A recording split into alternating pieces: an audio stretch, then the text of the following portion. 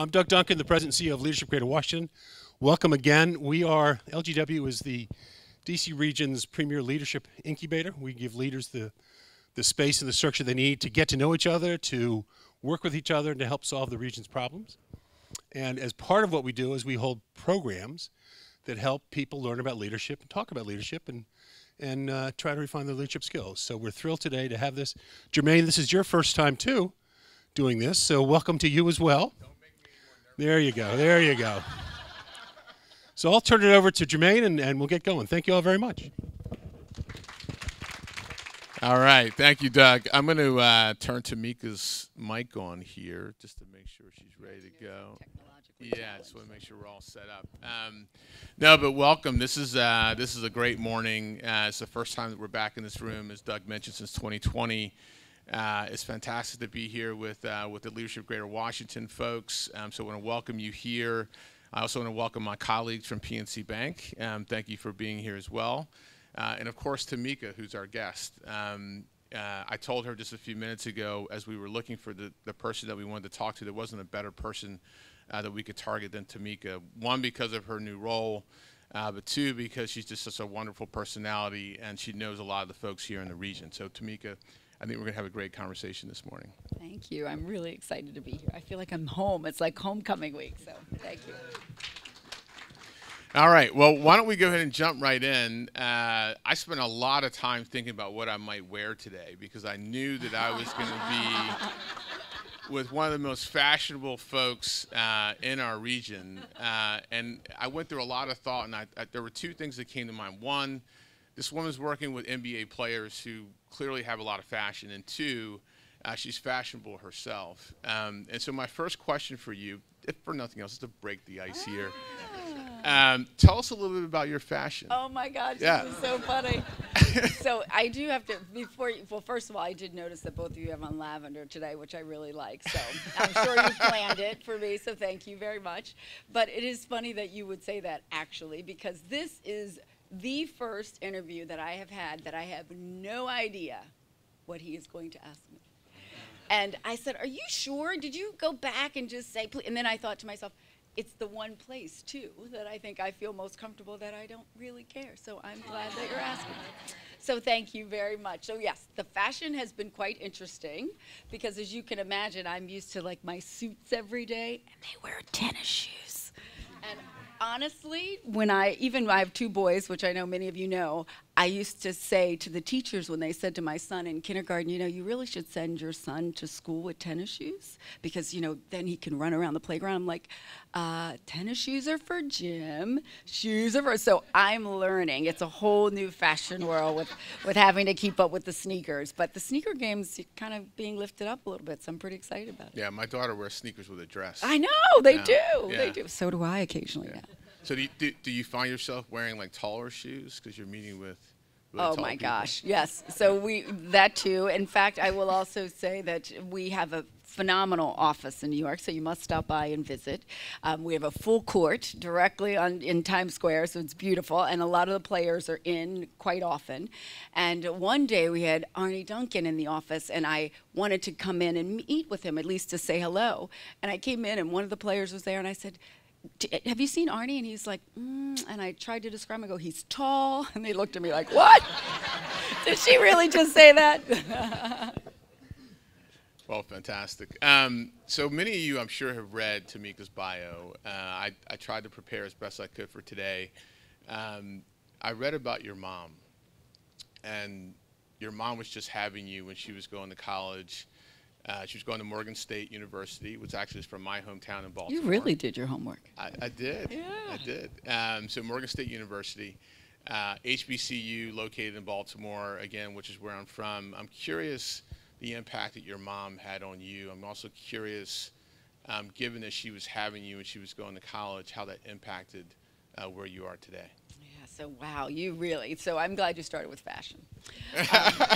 Especially because this morning I was looking at some videos. Last night, of course, was Halloween. I actually really enjoy Halloween.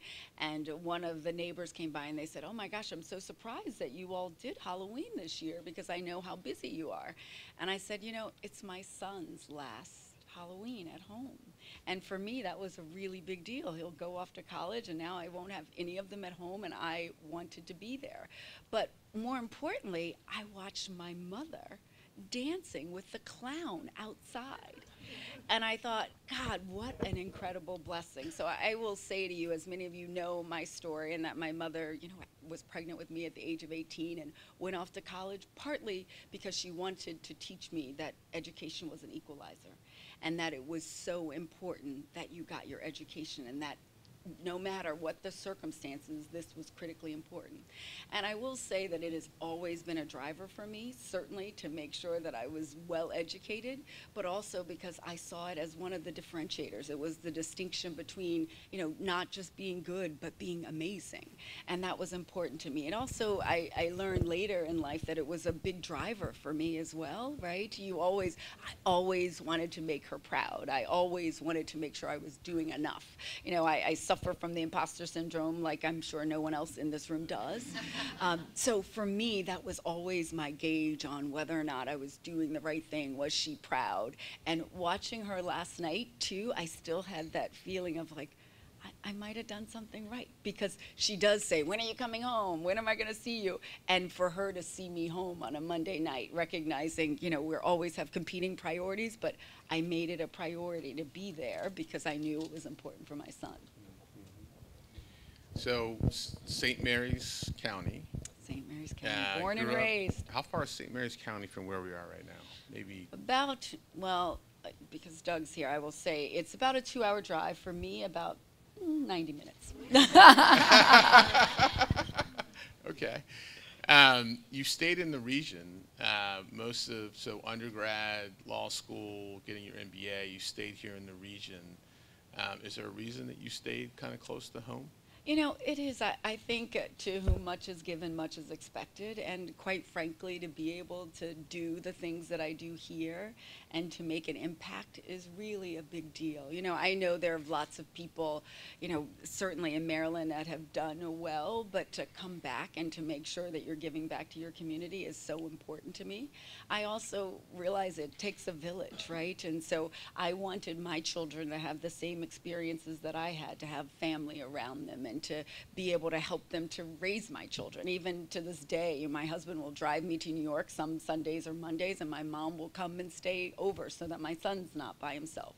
So for me, that was critically important. My dad comes by every Sunday morning at 9 a.m. for breakfast. And, those things, I just think you can't repeat those things, and they're really, really important to me.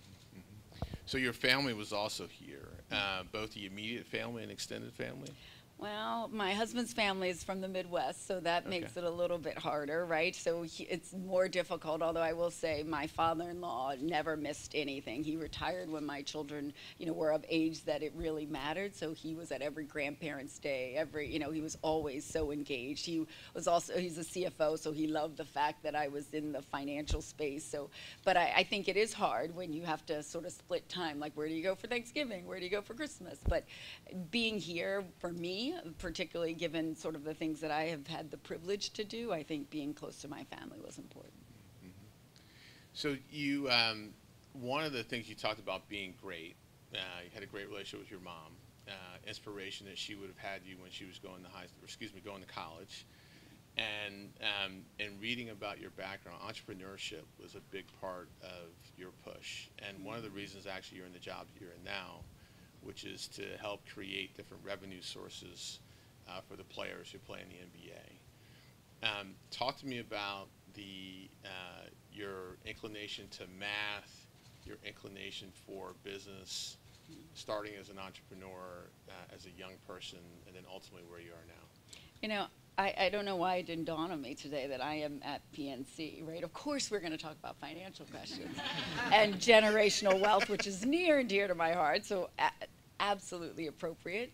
I did grow up, obviously, in a really small town. It was a tobacco town, quite frankly, at the time in which I was growing up, but we had several businesses. So one of which we still own, which is a Curtis Tire Center in St. Mary's, and I was always at the cash register. I know that many of you don't have any idea what I was talking about, but they were these little buttons that you push on the cash register, and the numbers would come in, and the machine would open up before the credit card height. And we had lots of credit cards now, so nobody probably even has cash in their wallet today. But I loved numbers, and quite frankly, I loved being in service to other people. And my father would always like wave to people going up and down the road, and he would always say, like, it's so important that you are, you know, doing more and trying to help other people. And quite frankly, sort of getting that experience at a really young age really mattered.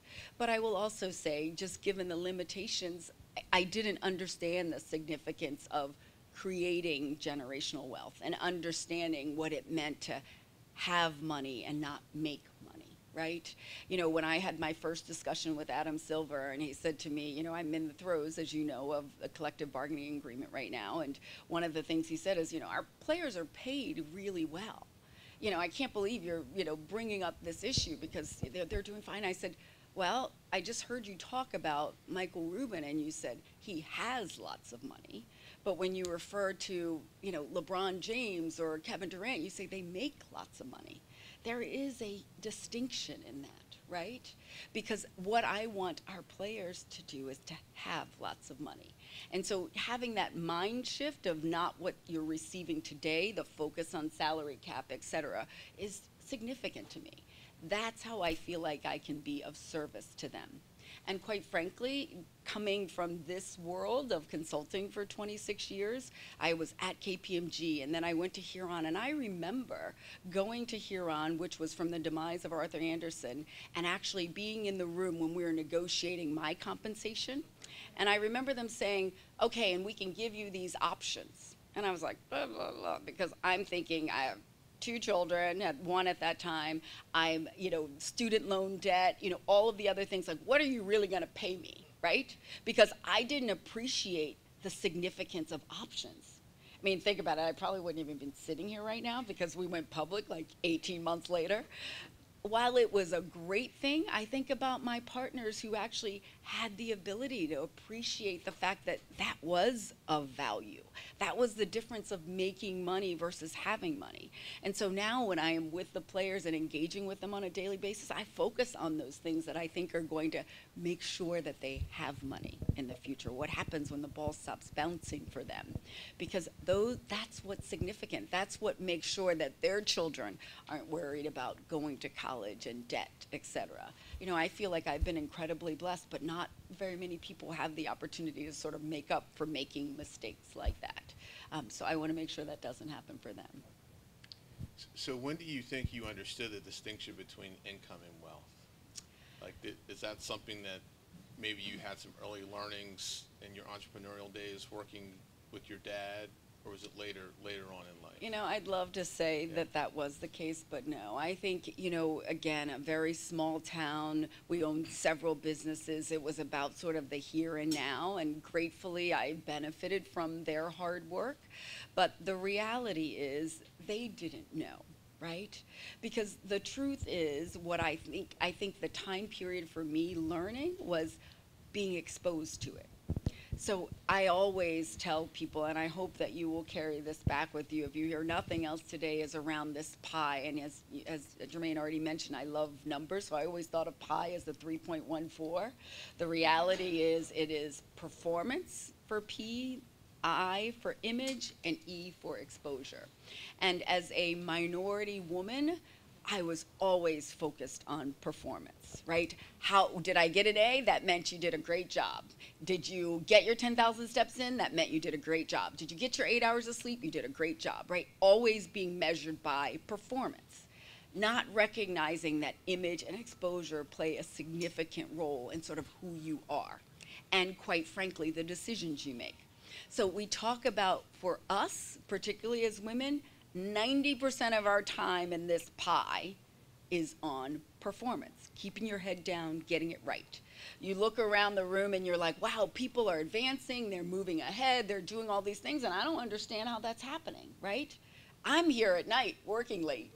They're going and golfing or going to happy hour and having drinks and all of those things.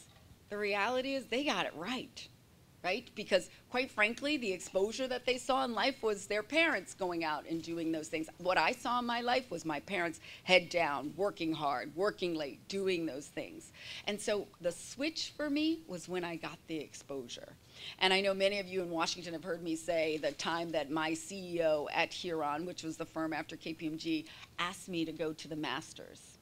And I was like, wow. And I was thinking, God, I'm really, like, my golf game's not very good. I'm always slicing to the right. I did much better when I was pregnant. You know, all of the things that run through your mind. And I thought, I'm going to have to figure out what I'm going to do here. And I got the little green book, and I studied all the things, and I somehow thought I was going to be playing in Augusta. That's really hilarious, right? Well, what I really wanted, what outfit did you wear? You know, it is so funny you said that, because I was like, at least if I show up looking like I know what I'm doing, it'll be good. But because that's half the battle, because that's image, right? Because it's not necessarily what you're wearing, etc. It's about sort of how you show up with that level of confidence, right? And for me, it made me more confident to feel like I was like in the right shoes, in the right collared shirt, whatever that was. Not playing, right? And so getting the exposure to that, quite frankly, to the level of wealth that I had not had the exposure to, because we rented 3 homes in Augusta. We took our clients there.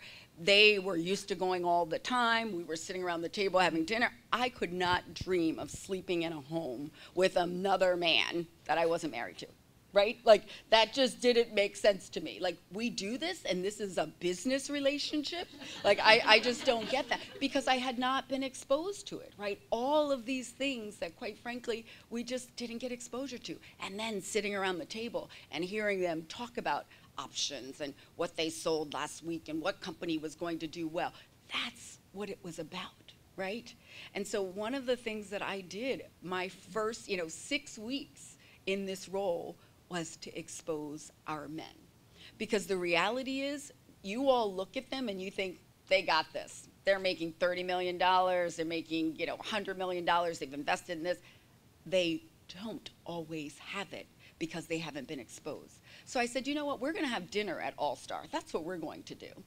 We're gonna have dinner, we're gonna invite Robert Kraft and Robert Smith and Michael Rubin and Magic Johnson, and we're gonna sit around the table and we're gonna talk about wealth. And that's what we did. And I will tell you, our executive committee had never had that experience. And so in spite of where we go and the things that we've done, we don't always have these conversations that teach us that this is where the focus is. And so I think it's so important that we focus on not only performance, because they are the best athletes in the world, but image and exposure. Because for me, that was the game changer. So beyond just the going to Augusta, was there a person who you would say led you to understand the need for the exposure, the need for image, beyond just the performance that you were driving? I would say there wasn't one single person, but there were people who gave me the opportunity. And whether it was intentional or not, I don't know, but I do think that giving people exposure, as leaders here in Greater Washington, giving people the exposure, allowing them the opportunity to show up where they may not have done this before. Like, what made my CEO, a 60-year-old white male, decide to invite a 32-year-old black woman to the Masters in 2003? He may have known that I'd had exposure or not, but the reality is he knew that he hadn't taken me before. Mm-hmm. And so for him, it was an opportunity to show me something that, quite frankly, he enjoyed without necessarily appreciating. I did tell him, and I know he's heard the story. And so hopefully then other people are doing it too, because that is really what it's all about. It's not teaching. I have lots of education, right? It's not about teaching someone, whack in a classroom, what's weighted average cost of capital or what books you're using. Man, you're scaring me with those finance terms. Sorry. That's not what it's about. I have my finance calculator over there. I know, and I probably don't even know how to do that anymore. So it struck me that beyond the pie, so performance, image, and exposure, there was something else that really was instrumental in your ability to do all those things, which is faith. Your Catholic faith, starting at Mount St. Mary's. Talk to us about what that means for you. Yeah, and I saw you actually do things around the Catholic faith too. So I have. Yeah, so I do feel very much home. It's also why I Catholics trusted for he wasn't going to housing, ask yeah. me the wrong question here. He knew we'd have to go to confirmation. I have been confirmed. Okay, yes. good. But I will say, it really is sort of the basis of what I do, right? And certainly going to the Mount where we are taught to live a life of significance and service to others is critically important, right? And, you know, at a point at Deloitte, while I had had an amazing career, I started to think about where have I lived this life of significance that I am serving other people. And this obviously gave me or is giving me the opportunity to do that, because I do feel like I am living in service to our players and giving them those opportunities. So it is a basis of what I do every day, and quite frankly, there are days that I, you know, have penance that I'm doing things wrong or saying the wrong things, but in general, that's my foundation for certain. And has there been a time throughout your career where you had to lean on faith in times of? Are you kidding me? Of peril? Yeah. Every can you day. Give us an example? Every day. There is no question. Yeah. Every day. And there have been many times, like probably too many to name, but gratefully, you know, when we talk about that village, I have a really great village that's praying for me every single day. So even on those days that I forget to do that, I know they've got my back. But there have been challenges. There have been times where I'm sitting in a room and I'm not feeling like I'm being heard. There have been moments when I feel like the imposter syndrome is rearing its ugly head. And I see Richard actually in the back room, and I will just share with you this one story. Is the very first event I had as managing partner was to show up in the Ritz-Carlton here in Washington, D.C. for a dinner with 24 executives in Washington, and I was literally like 24 hours in. And I was driving up to DC, and my chief of staff was running through the background of every single person that was going to be at this dinner. And 22 out of the 24 were all men, 50% of them all Ivy League, and I got to the parking little valet area, and my heart was pounding. I literally think I was having like an anxiety attack. And I remember calling my mentor and saying, I can't do this. Like, the minute I walk in here, they're gonna figure out, like, I'm not supposed to be here. They're gonna know like everything that's going on. He's like, first of all, you need to say a prayer, you'll be fine. And the first person I walked into was Richard. And I remembered that because I was like, oh, it just like my shoulders sunk down, because I was like, oh my gosh, he was so warm. And I was like, and he's made it, he's done just fine, and he's here in this room. And I just had it was like a hug, honestly. It was the moment of, I was like, my prayers have been answered, because he's standing here, and he's here to support me, and he doesn't even know me. So it was amazing, so thank you, if I haven't said that before. It's always nice to have someone else in the room. Yeah, it really is. But he was among those 22 men that I was intimidated by. Well, especially given how tall he is, I Yes, can understand yes. how intimidating that might be. So you talked about your educational background. I mean, you have a very interesting law school. I believe you went to first and then got your MBA. Was there something specific that you wanted out of each one of those experiences?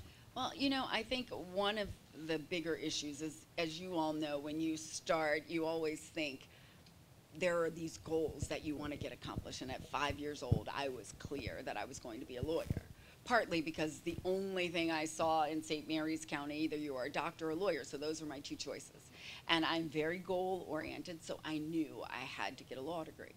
But the reality is, I really love numbers. And going into law, people go to law school oftentimes so they don't have to deal with numbers, right? And you go to, you know, B school so you don't have to deal with reading. So it's not one in which people would combine. And so 27 years ago, that was certainly not something that people would do. But I still had, you know, a box to check and to say that I actually had done what I set out to do.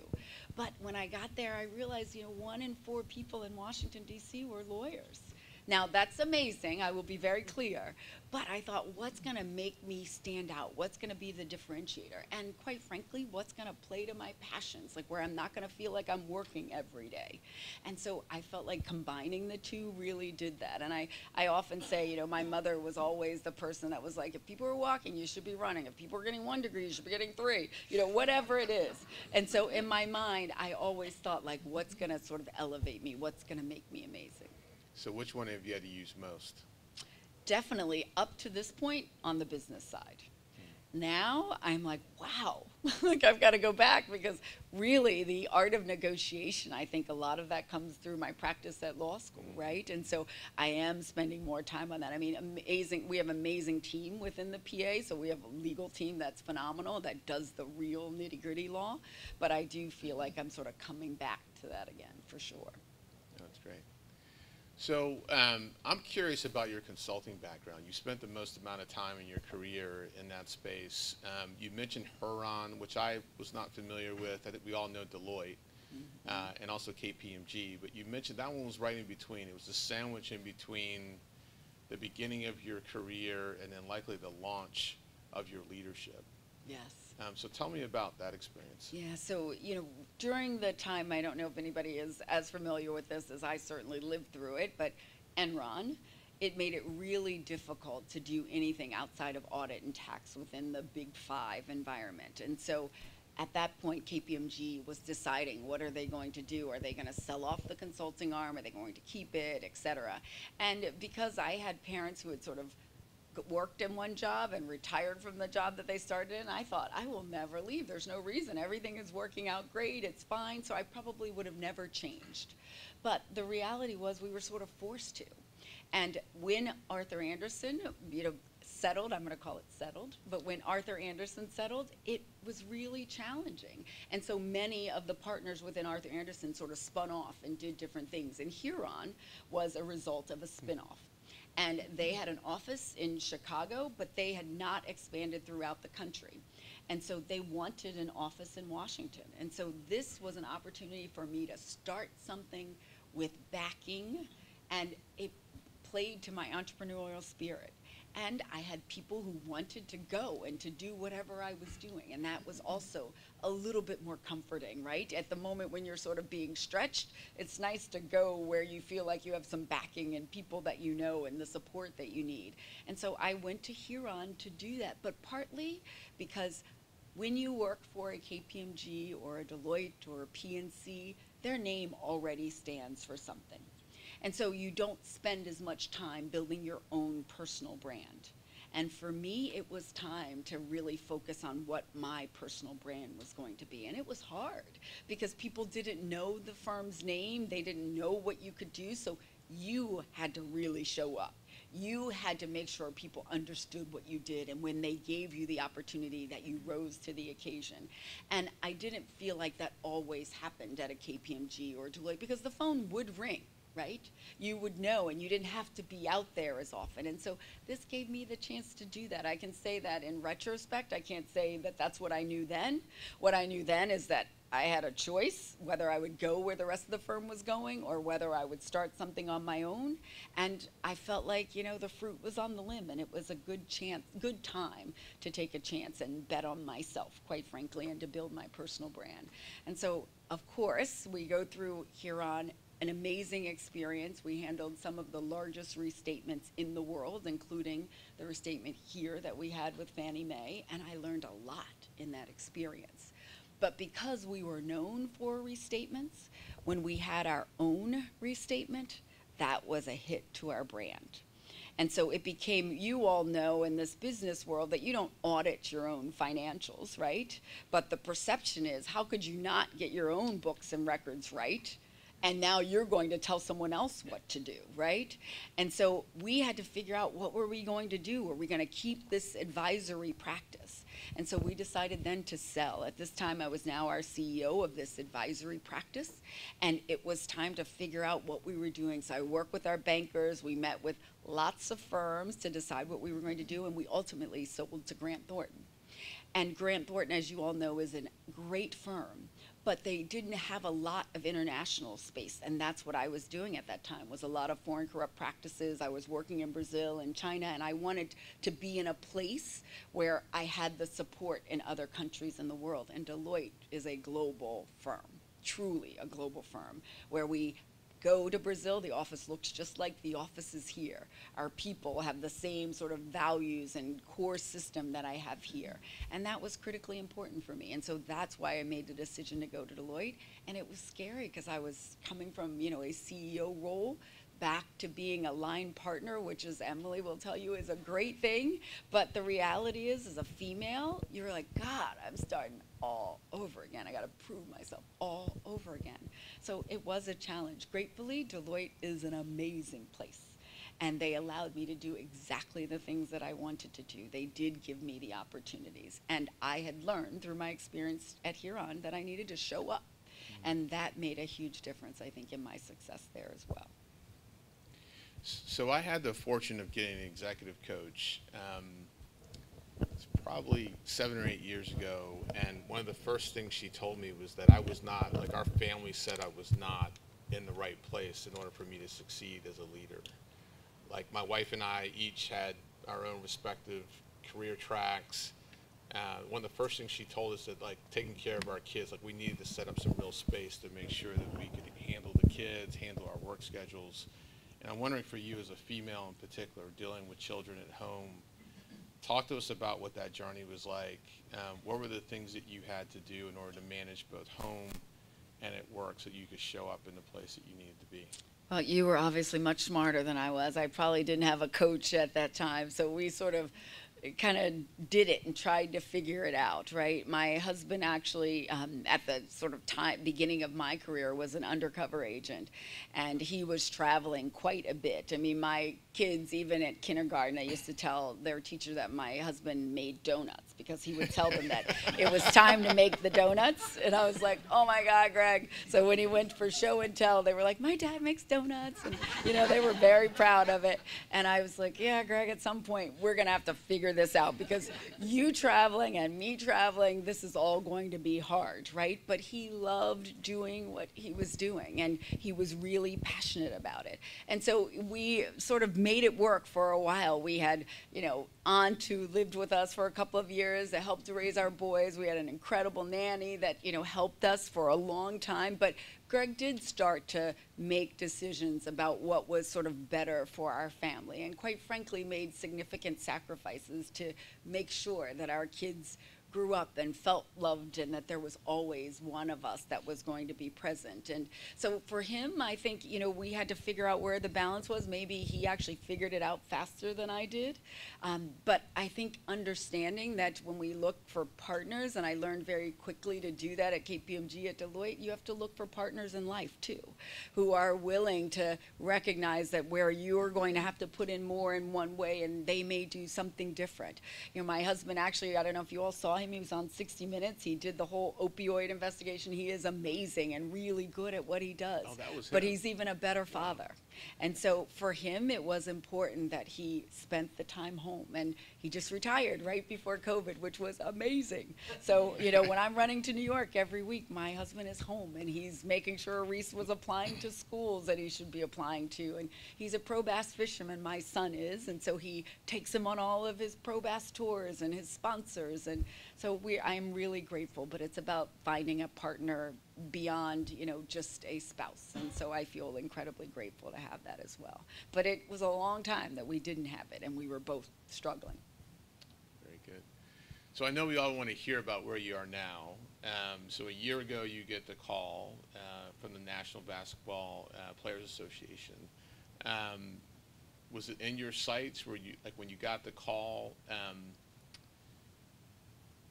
were you prepared to move on from, you retired from Deloitte, that had to have been a big decision for you? Like, what was it that led to you ultimately wanting the job, and what were the tenets about your background that led to them hiring you for the job?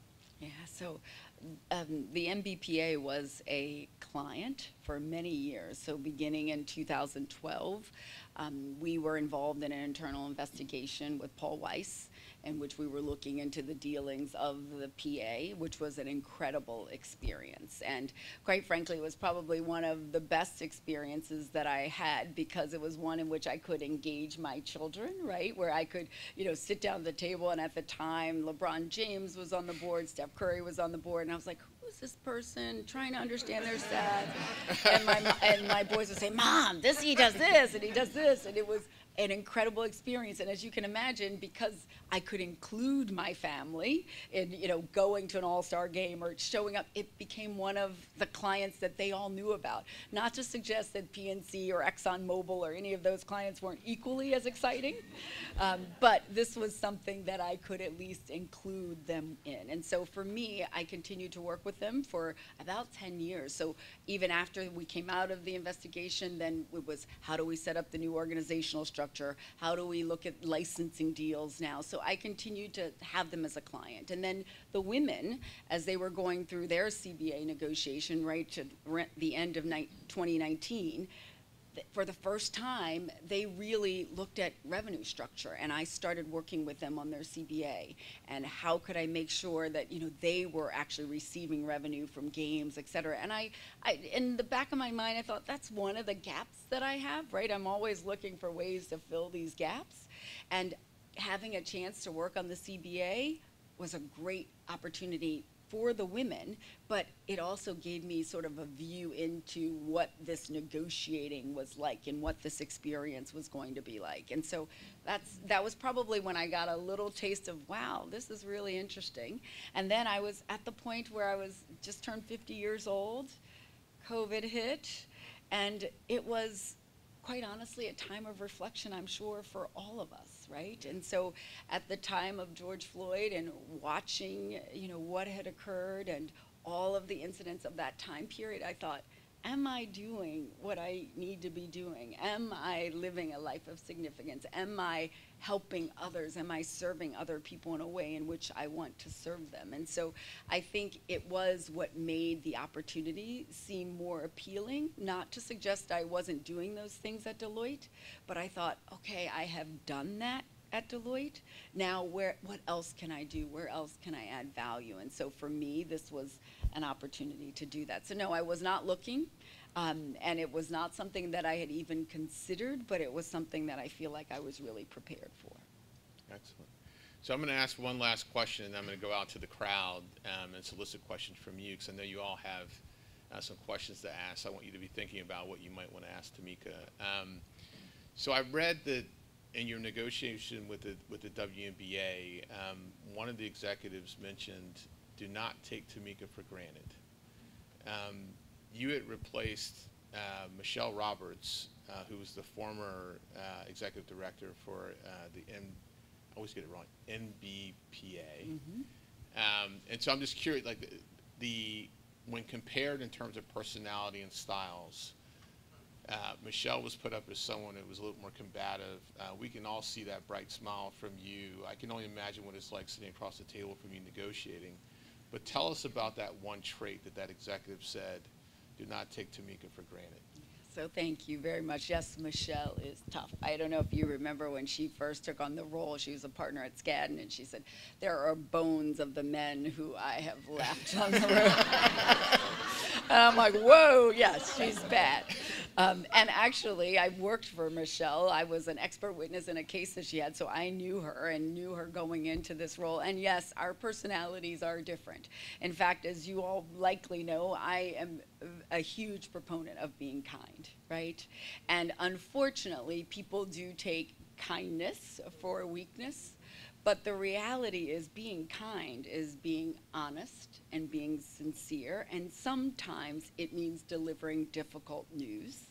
Sometimes it means negotiating for what is right and equitable, and that doesn't mean that you can't do that in a way that leaves people with their respect and dignity, right? And so for me, not taking it for granted, I think it's a given, right? That we deserve what we are receiving. We deserve to have money because our owners have money, right? And so at the end of the day, that's all it's about, is doing that in a way that leaves people with dignity and respect, but also standing up for what you believe in, and quite frankly, in my case, doing my job.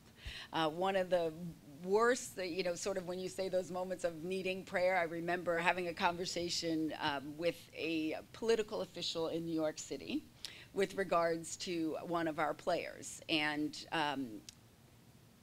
regarding the vaccine.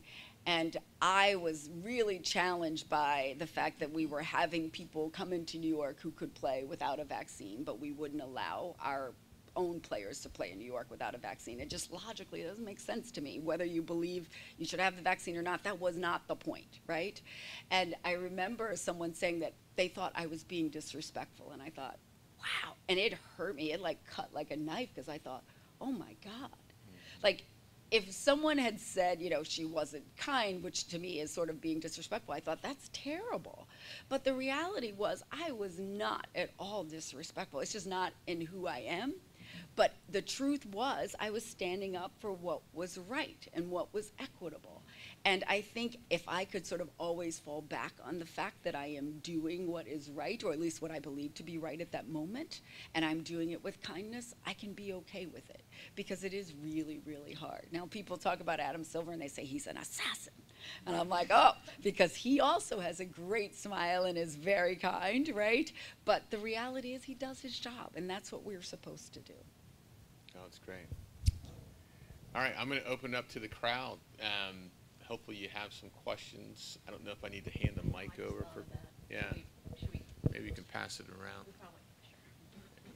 Thank you. And if people could stand up and say your name and organization, that would be great. Hi, Mary. Hold on, Mary. Hold on, Mary. Loud enough. Mary Brady with the Economic Club of Washington. This is loud. Tamika, I just wanted to acknowledge your service. That was one of the themes that I was hearing in the earlier conversation.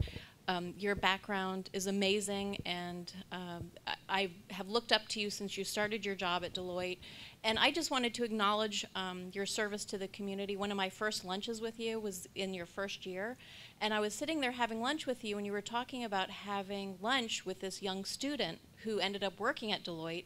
And I was like, oh my God, that's one of the David Rubenstein scholars. So you have 4,000 employees, yet you still have time to reach back into the community and help people make a step up. And I just wanted to acknowledge all the work that you're doing. And I guess the question I have is, how do you find the balance with everything that you're doing and still giving back? No, thank you very much, Mary, and so great to see you. Thank you for being here. Yes, and I still keep in touch with that scholar because he is amazing. So thank you for giving us the opportunity at Deloitte to work with him. You know, I will say there's no magic, right? Sometimes I get it right, sometimes I get it wrong. I have been learning that time is probably the most valuable thing that I have, right? And so understanding where I have to prioritize, there are still challenges. But I also think about what things I can do to make an impact and where I'm going to be most effective, right? And for Charles, that was most effective for him, is for me to spend the time. That 45 minutes with him was much more important than anything I could have done that day in terms of the long-term impact. And so having to remember that is so important, and remembering what it was like when I was in that role, and, you know, asking for time and wanting to spend time with someone else, and how important that was. And people, quite frankly, didn't do it. And so I didn't want to be that type of leader.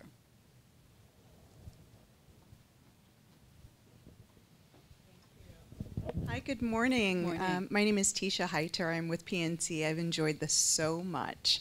Talk about doing our homework. My son went to the mountain, played basketball there, so he gave me the full rundown on you as well.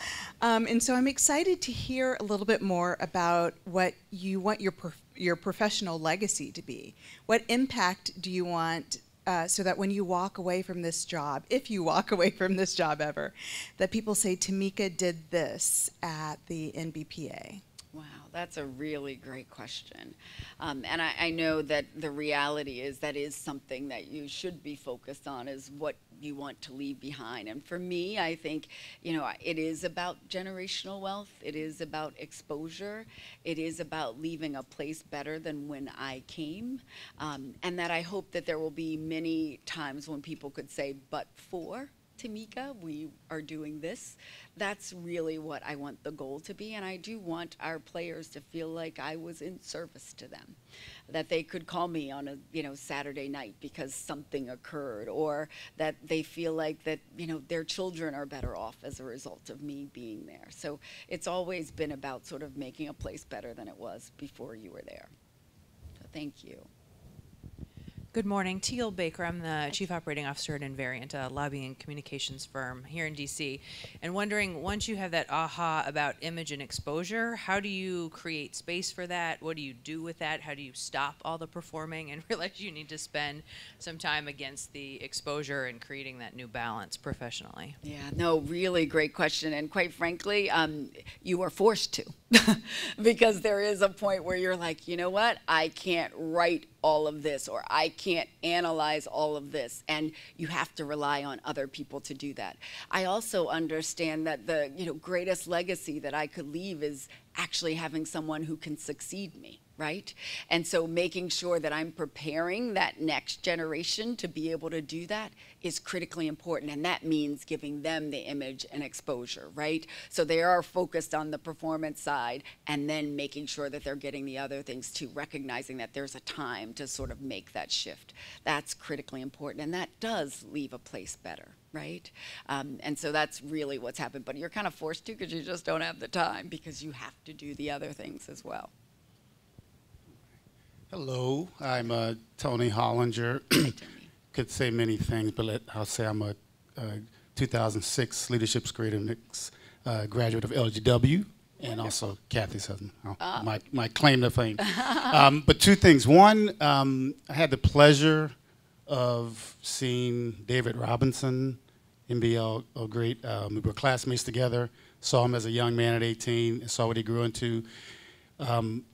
His character, unchanging, unflinching character, his performance really set a tone for me in understanding that great athletes are great human beings as well. So that's one thing I know is important to you as with the Players Association.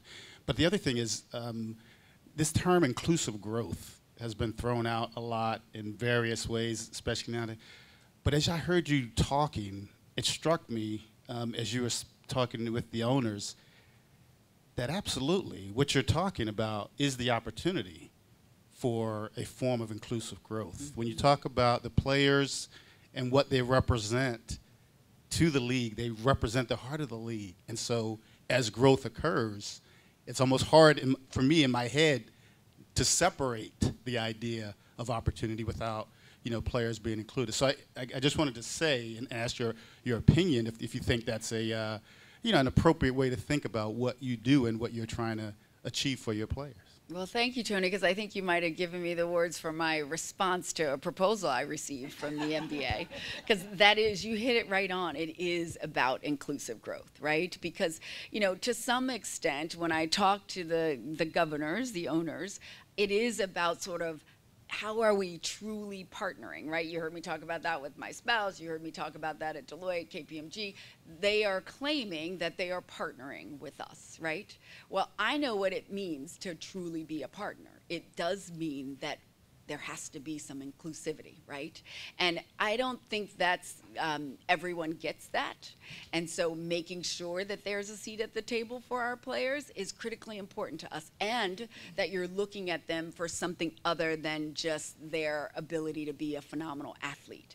And to your point, and I did not, you reminded me, so thank you too for having done some of your homework as well. I have been a huge proponent on what's your and when we get past the CBA, that's what my focus is going to be. Gratefully, I've said it to enough people that people are getting it. So for example, Strauss-Zelnick owns 2K. And so I know if there's anyone in here who has kids, they know their children play 2K on Xbox, and 2K23 just came out, etc. So it's a big deal. But I was watching it and realizing that the players have little stories in this 2K, right? They do tennis shoe deals, whether it's Adidas, Nike, et cetera. You're shaking your head because you play 2K occasionally. You know what I'm talking about? So they actually get the opportunity to do these things. And I said to Strauss, why don't you show our players being more than just athletes? Because I think that's part of the problem, right? They are not seen as these human beings. So CJ McCollum, who is our president, he owns a vineyard in Portland, Oregon. His wife is a dentist. He just had his first child. And he plays basketball. Why aren't we showing that in 2K? Why aren't we showing him as a father? Why aren't we showing him as a spouse who has a profession? Why aren't we showing these things as well? Because unfortunately, my son is not going to go in the NBA, and he has Steph Curry all over his wall. What I want him to know is that Steph is a phenomenal businessman, that he is a phenomenal father, that his wife is a professional chef. I want him to hear those things because that's what's important, and that's how we make an impact. That's how we get inclusive growth, because our governors are not being seen as, you know, one dimension. They're seen as multidimensional, and that's what I want our players to be seen as well. So that too, I hope, will be part of the legacy. Hi, Tamika. Hi, Emily. So I knew you. Oh, hi. Sorry, I'm Emily Rothberg. I'm a leadership coach, executive coach. I knew you when you first came to Deloitte, and seeing you come into your own. You know, there's always the naysayers. You had a distinct Were you one style. of those? I was not. You know, the folks who, you know, you pioneered your own path, and I can really see that.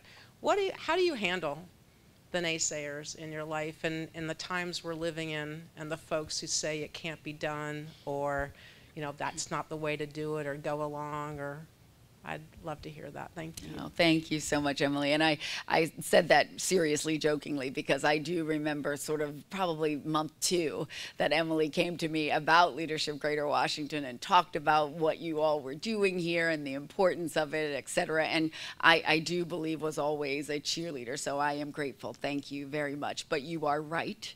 There are people who are out there that are, you know, still trying to figure me out, right, as if there's some secret. Or wondering what you're really up to, or you really can't be that kind, or does she really make cakes, and why would she do that? She wants to see me gain weight because that's what, she's not doing it because she's kind. It's actually my love language. I like to make things or just see people eat. But you're right, there are lots of people out there that are like that, but I am grateful that there are more of the people out there that want to see me succeed. And so I focus on those people. Because quite frankly, if I spent the time on the people that didn't believe it, then you start to not believe it. I'd rather spend the time on the people who are like, let me see what you can do, and let me help you to get there, because I think that's so much more important. You're welcome. Good morning. Hi, good morning. Hi, how are you? My name is Chineze Nwagbo. I am a former professional athlete of 11 years. I work for The height gave it away. A basketball player. I work for Peace Players International. I'm the director of Peace Players Baltimore, so it's a pleasure to talk to you. I have a question, and I have good news. I'll tell you later. Okay. The question is, as an athlete, you've spoken about the importance of incorporating the players' voices in the grain of everything you all do. My question is, how are you inclusive of even the players who are not the superstars? Yes. How are you creating the programs so that creating the programs and the engagement so everyone feels like they're a part of that narrative, everybody feels like they're a part of the movement forward with the NBPA. That's something that I've been tasked with in my new job. And I want to know how we can create something for LeBron, but still create something for the player that doesn't get off the bench and they feel like the NBPA is supporting them across the board. Yes, and in fact, to your point, they actually need it more. Exactly. Right? You know, LeBron is not, you know, afraid of whether or not he's going to get a new deal, right, with Nike or whomever, right?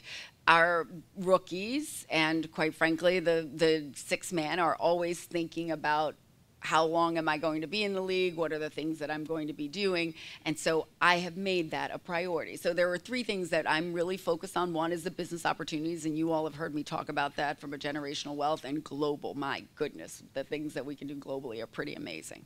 Then what the future of basketball looks like, it is very different. I was asked during my interview the tax treatment of cryptocurrency. I thought I was going to die, because I still don't know.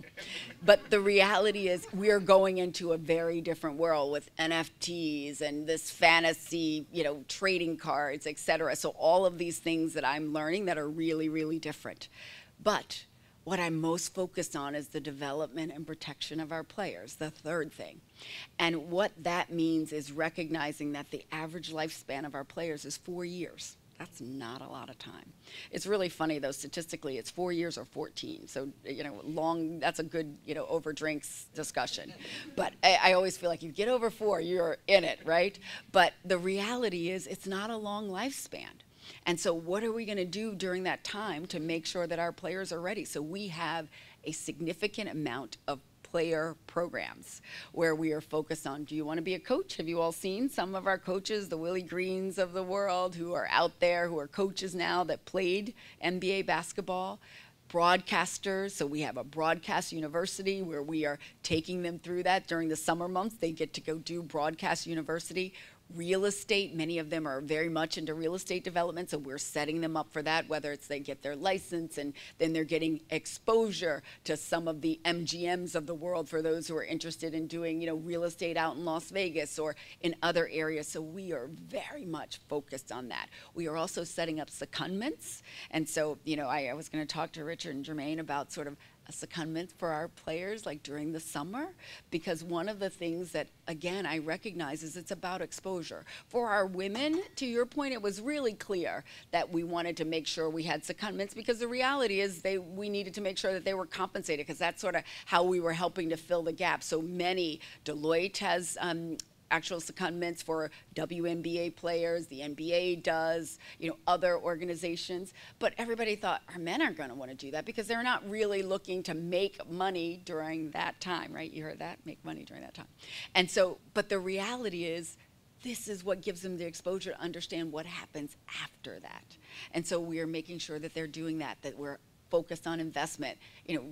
David from Goldman Sachs, Solomon, has spent time now with having our players come and work on Wall Street so that they're getting that exposure. That's what's critically important, is what are we doing for them when the ball stops bouncing? Because the majority of their life, the ball will not be bouncing, even though that's what they've done up to now.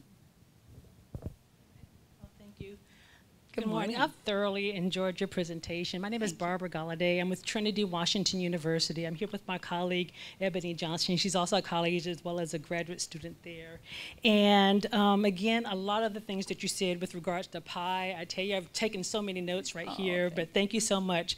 But my question to you is, who makes up your kitchen cabinet? I know all of us, or people have certain, groups that they hang out with who provide, positive advice or counsel and the like, but who would you say makes up your kitchen cabinet as you, continue to make decisions and do the excellent things that you're doing at the organization as well as in the community? Yes, thank you very much. Really great question. So when you first said that, I was like, spices, what spices? But I will say, I think it is sort of twofold. There's the strategic and operational, right? Around sort of strategically, I certainly think that I have those people who I'm thinking, who are helping me to think bigger and more proactive, right? And so you have that group of individuals. And then I have operational little network, and that's who's gonna help me to get it done, right? So, lots of people that I now have that are with me, like Danielle, who's in the back, who's our director of HR, that helps me to get it done, right? Because we can't do what we do if we don't have the right talent in place and they're not being developed. So that's part of this operational network. And then, of course, you have your personal network, and that's where you can tell your deepest, darkest secrets to. And to be quite honest, I've been incredibly fortunate in that regard as well. We have this little group, I joke about it, we call it STAR, and it's Stephanie, Tamika, Asuncion, and Regina. And I was told by Stephanie's mother that it spells rats backwards also. But it is, you know, for African American females who are really always in it to help each other and to lift each other up. You know, Regina is a lawyer here at FCC. Sunny is the host of The Views. Stephanie was a former mayor of Baltimore. So we have, who, by the way, started today as the president of our NBPA Foundation. So I love that we have this network of people that are always lifting us up, that we can go to and that we can ask questions of, and that, you know, are going to tell me the honest truth and say, you know, you do need to change your hairstyle, or, you know, those glasses don't work that well on camera. You know, whatever it is, I think, you know, that's what you need, right? But also appreciating that having the strategic and operational network are critically important. But your kitchen cabinet has got to be people that want to see you grow and want to see you be at your best as well. No, thank you. Great question.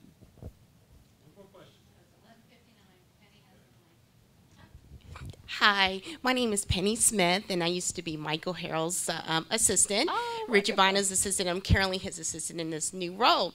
But I just say that I never come into the office, and I'm so happy that I came into the office today great. to hear your presentation, your speech, pie, you know, which is awesome, even for us assistants, learning about performance, image, and exposure. But I just wanted to say, those years that those cakes were being sent here, I said, she didn't bake that. She had so I am so glad that you cleared that up, because they came in these nice little boxes and it smelled really good. But I'm very happy to be here today and hear your speech. Thank you. Thank you so much. May I take a privilege, because I know that you were so kind to me the entire presentation, and I look out for these smiles in the audience. Could we please allow him to ask one question? Tamika, I'm Ken Hostetter. I'm with PNC. I'm in the wealth management group. The question I came here thinking I wanted to ask you was addressed earlier on. You talked about that meeting that you pulled in Magic Johnson to talk to some younger players about some advice. And Jermaine, you made a comment about part of your comments today were about always having a coach, having a mentor. My question has now switched to, what about the spouses of the MBA? Is there anything going on to help them also understand this is a business that their husbands are in and helping to make decisions? Yes, no, really great question. And so, yes, we have an MBA Wives Club. We have an MBA Moms Club, an MBA Dads Club, all of which I have already spoken to.